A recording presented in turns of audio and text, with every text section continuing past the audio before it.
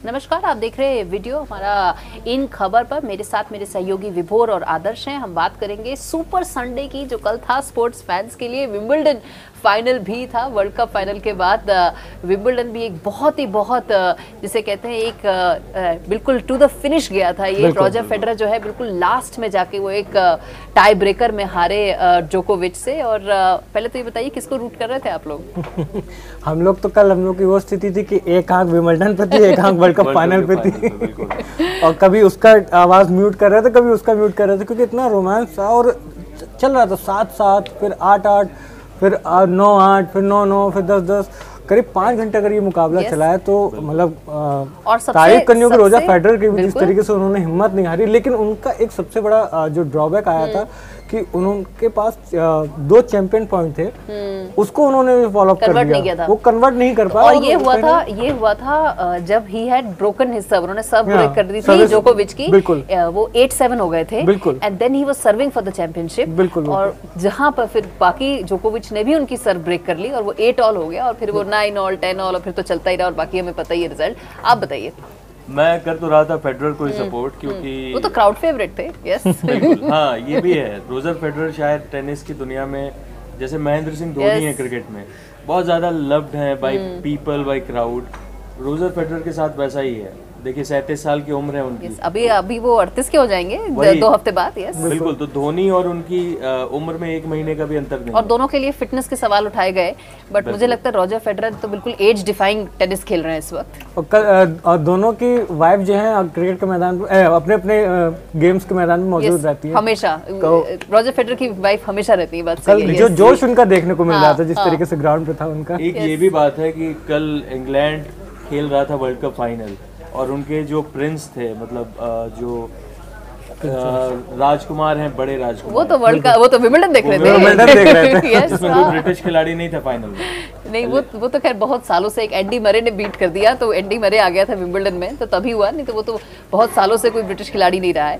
But बहरहाल मुझे लगता है रॉजर फेडरर का अगर आप गेम देखें कल, उससे कोई ये नहीं कह सकता कि अभी भी क्वेश्चन मार्क्स हैं कि रॉजर फेडरर को क्या गेम कंटिन्यू करना चाहिए, डिसकंटिन्यू करना चाहिए, क्योंकि उनका फॉर्म ब्रिलियंट है। फ्रेंच ओपन फाइनल उन्होंने खेला है, विंबलडन में फाइनल में आए और बिल्कुल कांटे की टक्कर थी। और अगर 37-38 साल का खिलाड़ी 5 घंटे लगातार आपको एक चैलेंज कर रहा है, वो भी एक अपने से करीब 5 से 7 साल छोटे एक प्लेयर को, तो उसकी फिटनेस पे तो कोई जो भी क्वेश्चन मार्क कर रहा है, तो मुझे लगता है पहले उसको खुद की अपनी फिटनेस पे ध्यान देना चाहिए।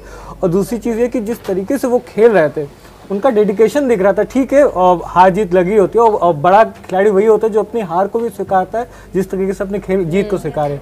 आखिर में नहीं, मेरे ख्याल से ये भी है कि फेडरर के पास जो है वो आर्टिस्ट हैं। वो टेनिस के कोर्ट पे आप देखेंगे, एक टेनिस में हमने देखा है पिछले कुछ सालों में जब अमेरिकन डोमिनेंस ज़्यादा था, तो एक पावर हिटर्स की ज़्यादा उसमें डोमिनेंस हुआ करता था।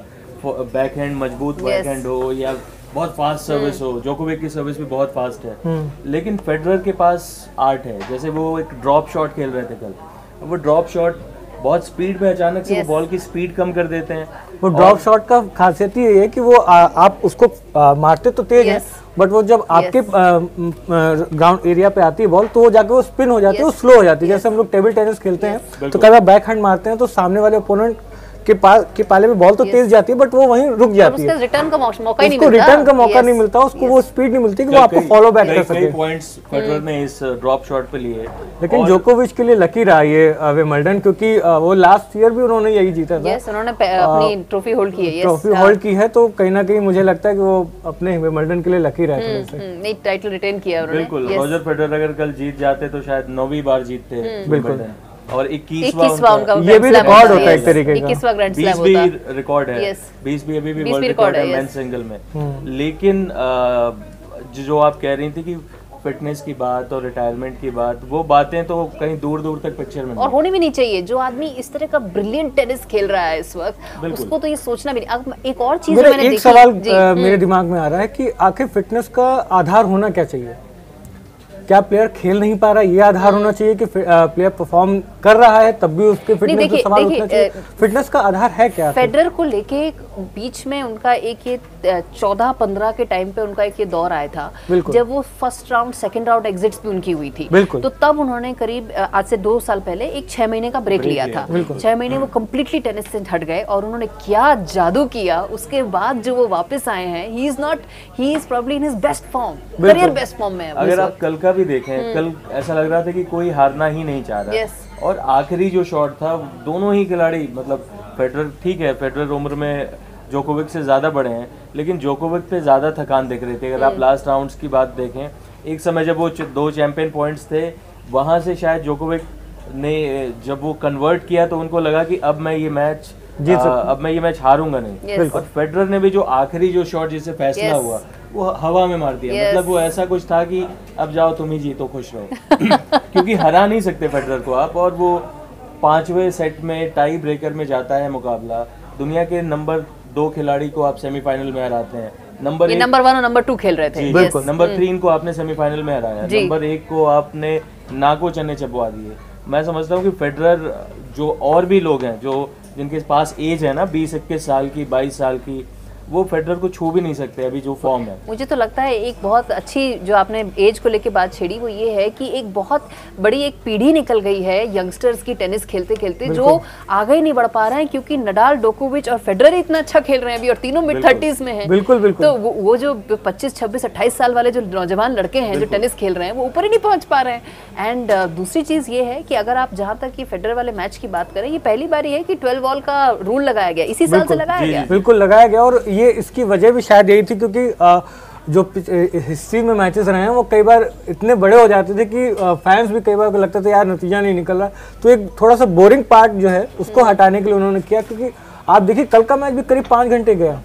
तो आप 5 घंटे वो एक नतीजा नहीं निकल रहा है, तो कहीं ना कहीं तो आपको एक वो लगानी पड़ेगी, होल्ड लगानी पड़ेगी। जिस तरह क्रिकेट में भी हो गया, बिल्कुल हो गया इतिहास। कल सुपर फाइनल्स हुए हैं, बिल्कुल वर्ल्ड कप का भी फाइनल, उससे बेहतर वर्ल्ड कप का फाइनल आज तक नहीं हुआ, और आज आगे हो भी पाएगा इसकी भी चांसेस तो नहीं है। और कई मायनों में इंग्लैंड की जो सरजमी थी वो वहीं पर सब हो रहा था, वहीं पर ही सब हो रहा था। F1 भी वही हो रहा है, वर्ल्ड कप भी वही हो रहा है, विंबलडन भी वही हो रहा है। मैं आपको एक बहुत दिलचस्प बात बताती हूँ, जिसके बाद हम ये वीडियो अपने दर्शकों से भी पूछते हैं कुछ कमेंट्स देने के लिए। वो ये कि जब 5 सीटर की बात होती है, तो सालों पहले एक क्वार्टर फाइनल मैच हुआ था US ओपन का, आंद्रे एगसी और माइकल चैंग के खिलाफ। और उसमें बाद एग्जैक्टली यही था कि तब 5 सीटर का रूल नहीं होता था। दोनों खिलाड़ी करीब 5.5-6 घंटे खेलने के बाद स्ट्रेचर पे गए थे, क्योंकि दोनों आप सोचिए 6 घंटे जो खेलेगा इतना ज्यादा। और मुझे याद है वो बहुत विविडली कि दोनों खिलाड़ी स्ट्रेचर पे गए थे, और उसके बाद शायद आंद्रे एगसी जीते थे, बट वो वो बिल्कुल बराबर का टक्कर का मैच था। तो शायद इन्हीं सब स्थिति की वजह से ये एक 12 बॉल का रूल लगा दिया गया है। और मुझे ये भी लगता है, थोड़ा सा मैं फिटनेस वाली बात पे फिर आऊँगा, कि फिटनेस का मेरी नज़र में आधार जो है, क्योंकि मैं भी थोड़ा एक स्पोर्ट्स पर्सन रहा हूँ पहले इतिहास में, तो आपका जब तक आपका कैलिबर अंदर का है ना, आपका जुनून है, क्योंकि आपका अंदर का जो जुनून होता है वो अपने आप आपको ताकत देता है। आपका अपने आप को जो आपका अगर मेंटल टफनेस है आपके अंदर, तो आपका शरीर अपने आप काम करने लगेगा।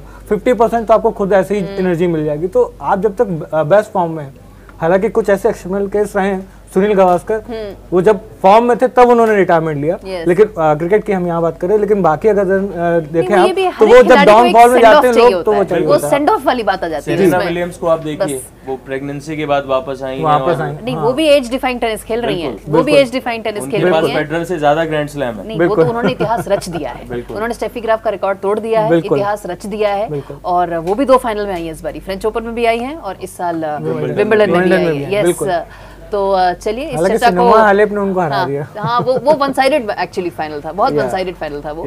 चलिए इस चर्चा को यही समाप्त करते हैं, और व्यूअर्स को बोलते हैं, दर्शकों को, कि आपके पास अगर कोई कमेंट्स है तो कमेंट सेक्शन में जरूर हम छोड़िएगा, और बताइएगा अगर कोई और वीडियो है जो आपको लगता है कि हमें जिसके ऊपर जरूर चर्चा करनी चाहिए, तो वो भी जरूर हमें सजेशन दीजिए। Thank you. इन खबर चैनल को सब्सक्राइब करें और बेल आइकन दबाना ना भूलें।